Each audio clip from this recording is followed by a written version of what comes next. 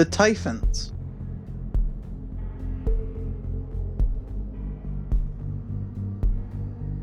A pair of heavyweight assault class vessels, renowned for their brutish and brick-like shape, the Typhon and its primary retrofit, the Typhon II, are known as Europa's prize fighters, whether pitted against abyss-born leviathans or placed into ship-on-ship engagements. While the exact origins of the Typhon pattern are unknown, the ships have more than made a name for themselves thanks to the daring exploits of numerous brave and maniacal captains. One such captain was Black Boot Barotrauma, also known as the Scurvy Eater, due to his psychosis-induced rampage on the pirate-infested outpost known as Harper's Prayer. Before that cannibalistic outburst, however, he was a bold and respected member of the Coalition's primary anti-piracy task force. His crews are credited with sinking over 16 pirate or separatist vessels while making their rounds in the frontier passages. Blackboot is even rumored to be responsible for the recovery of the last recordings of Conrad Smoot, a renowned ship reviewer and caviar connoisseur who went missing after boarding a vessel departing Drumskinny Linea. Despite the many jokes surrounding its speed and appearance, the Typhon remains a first pick for many frontline navymen, and taking a look at the technical specs, it's easy to see why. The original Typhon comes in at exactly 40 meters in length, with a comparable displacement to its successor at 180 tons. Despite most of this bulk being dedicated to the hull plating, the ship maintains a cargo capacity of 8 standard containers.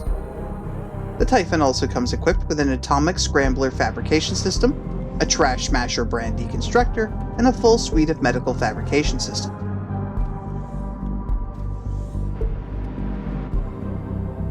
In spite of its many detractors in the realm of speed, the Typhon's single 26-cylinder Triumphanator engine actually puts its top speed at an impressive 23 km per hour, making it faster than both the Dugong and the Castrol.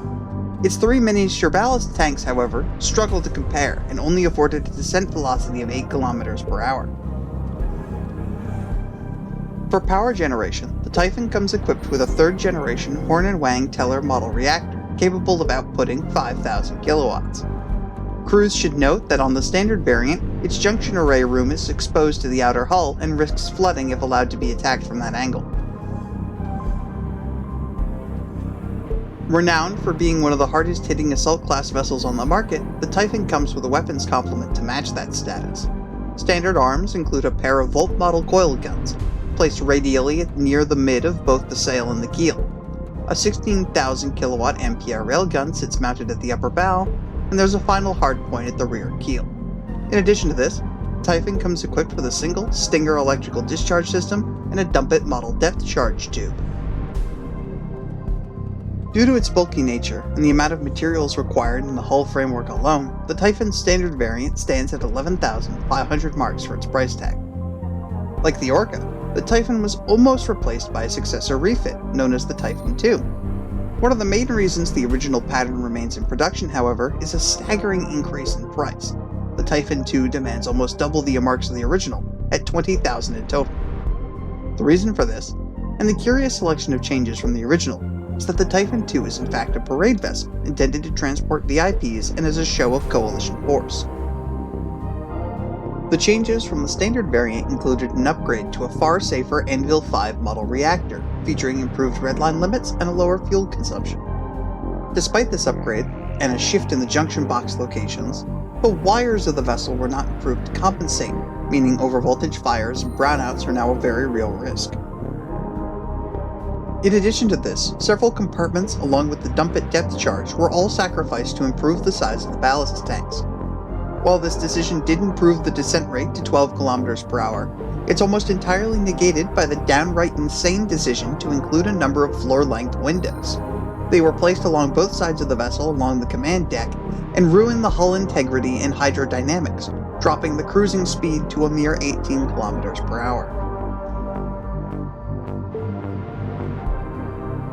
Despite its successor's compromises, the Typhon and Typhon II both remain the premier static defense vessels for the Coalition, and the primary hunting vessels for those mad enough to take them outside of their recommended operational range.